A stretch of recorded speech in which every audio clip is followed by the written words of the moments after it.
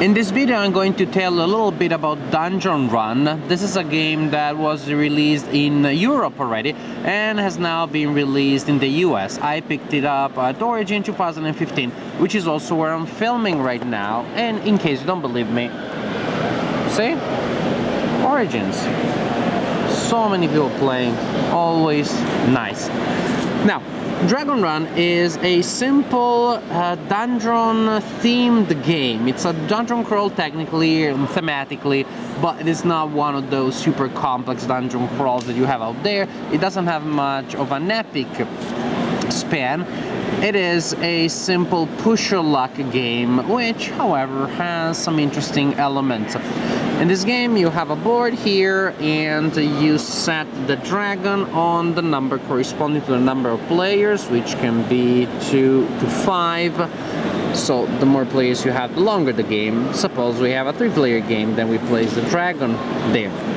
Then you have a group of adventurers. Each player receives a card. Each adventurer has a special ability. From the scout that can take a sneak peek at the dungeon deck, the cleric that can heal herself or another player for a fee, the thief that predictably can steal treasures, things like that. Each player will receive a character. Each character is represented by a two-sided card. One side represents the character when healthy, and the other side the character after the character was wounded by the dragon's breath. If a character is wounded a second time, if the dragon breathes fire a second time on the character is out of the game. Yes, this is a game with direct player elimination, but it's also a game that lasts 10-15 minutes, so even if you're out of the game, you're not gonna be out of the game for long, because the game is gonna be over soon anyways. You have a deck of treasures. These are the cards that you're trying to acquire. There are treasure cards, and the value is indicated by the number of coins in the corner. And some cards also represent treasures, potions in particular, which you can use for various effects. And you have a rule book that tells you about the general rules of the game, and also another very simple, very short reference book with effects and descriptions about the potions and descriptions about the player's abilities. The most important element in the game is this deck here of 10 cards. This is the dungeon deck. The 10 cards represent 10 rooms in the dungeon. In one of them is the dragon, and you do not want to meet the dragon. You want to find the rooms that represent treasures that will allow you to draw cards from the treasure deck. It's a push your luck game because you will be drawing cards, and the more you draw, the more likely it is that one of the cards that is left in the deck and you haven't drawn yet is the dragon card. And at that point, stopping to draw may be sometimes a little tricky. Now, when it is your turn, the standard thing that you do is you draw a card and you resolve the effect of the card. Here, for example, I draw treasure. Hooray! I get a treasure here. Add it to my hand, and then I may take another turn. I think, well, I just got a room here. There's still 9 cards. Chances that the dragon is the next one are not that high. Of course, it could be here. The dragon can be anywhere. It could even be the first card. I decided to push my luck and use the option of drawing another card. Hooray! I draw another treasure. Hooray! Add it to my hand, and I decide I want to take another turn. Oops, take another turn. Now, even if I wanted to stop, I can, because I have to resolve the effect of the card.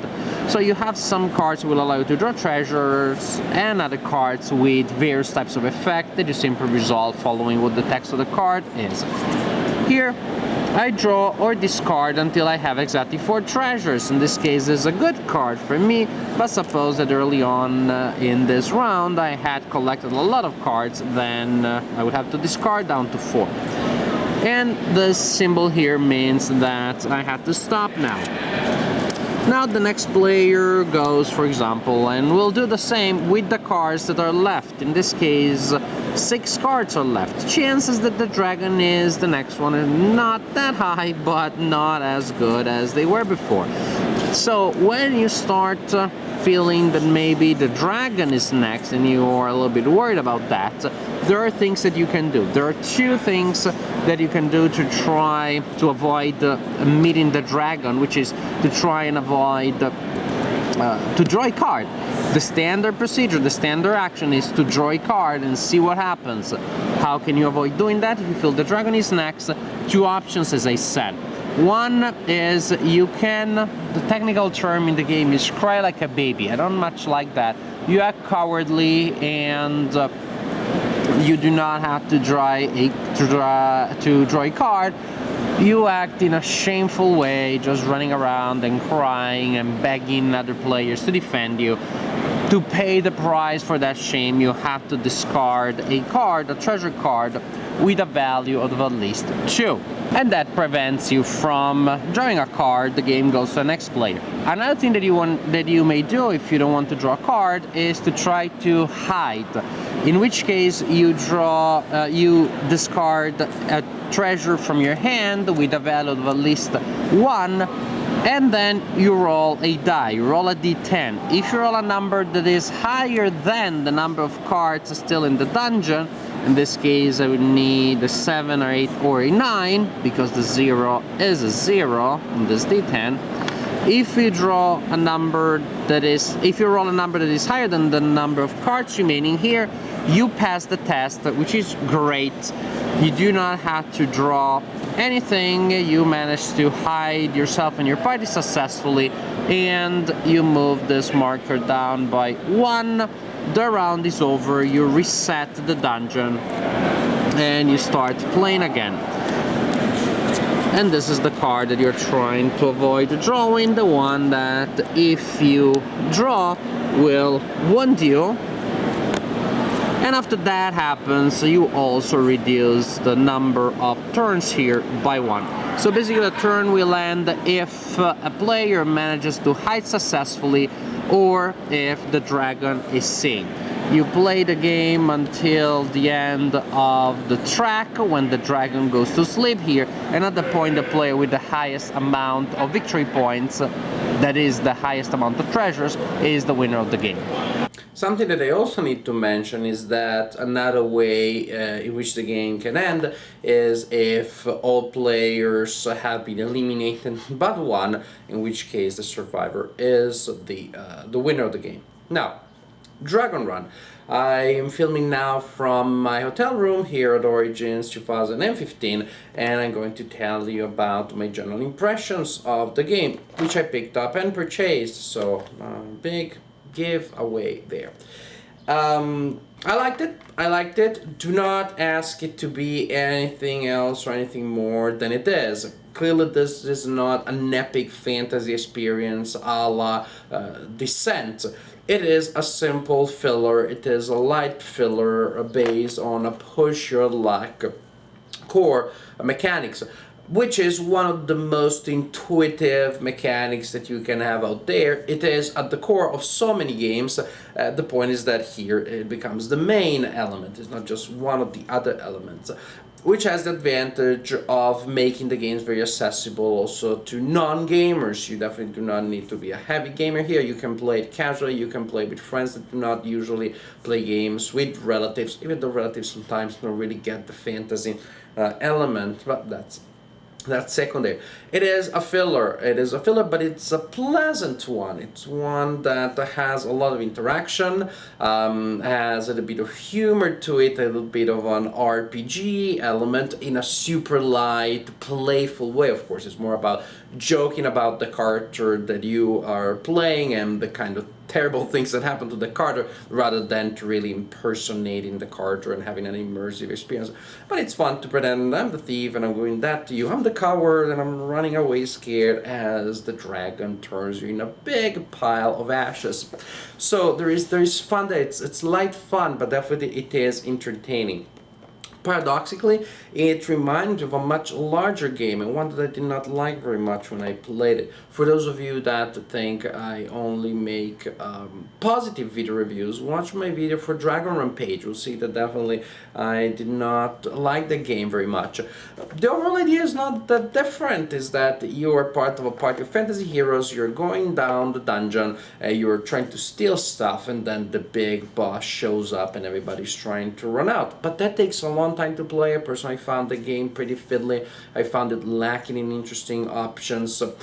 Here you do not have many options, but the game lasts such little time, and the turns are so quick. You suddenly take a simple option out of a small range of possibilities, but then your turn is over, next player goes, maybe a round is over, we start over. You do not have any worry that you have to face about downtime, as the game is boom, boom, boom, card, I stop, what are you gonna do? And that sometimes is a problem. What are you gonna do? Because you may be in a position where you see that the opponent got lucky and got a lot of treasure. Now you know that not a lot of treasure is left. The dungeon area that is left there, the deck, is pretty unwelcoming, it's pretty unfriendly. Chances that the dragon is waiting for you behind the corner in the next card are pretty high. And then all of a sudden you have to start spending actions and resources to try to dodge the bullet, which is not the best thing, but maybe you manage to dodge the bullet, then the game goes to the next player, who can decide to pay treasures and just get a standard disadvantage, or try to risk a reaction, try to risk to hide, which is more high risk but may have better benefits that you're simply spending money to pass. Pretty much you can't pass when the dragon goes around. You can't simply stop existing. You have to take one of the defensive evasive actions to avoid the consequences. So it has the overall narrative of the other game of Dragon Rampage. Some member or members of the party are grabbing treasures, so the big boss is not happy about it, and now all of a sudden, instead of trying to grab stuff, everybody's trying to avoid the consequences and figuratively to get out of the dungeon.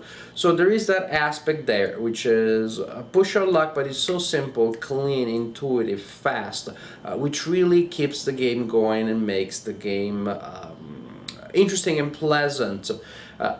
Luck, there is a lot of it, and it's a push your luck game. I mean, what else do you expect here?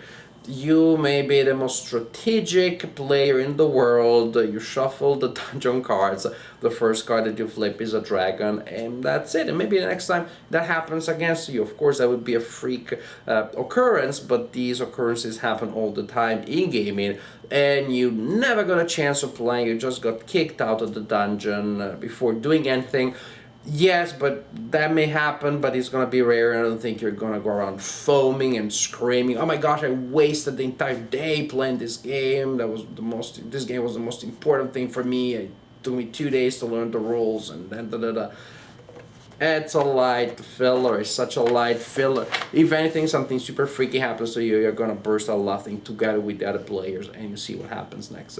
Don't take the game too seriously, and the game can really be an entertaining filler. It is what it is. Do not ask it to be anything more than a push your luck filler with a lot of luck in it, with a fun, light theme, which is very light, there's a bit abstract, but it's decently implemented throughout the mechanics. So overall, I enjoyed Dungeon Run for what it is. As a filler, it is one that I believe will play in the future. I will be able to play because I can also play with non-gamers, but definitely it is a fun, light filler, and I personally recommend it to anyone who may be looking for a game of this kind.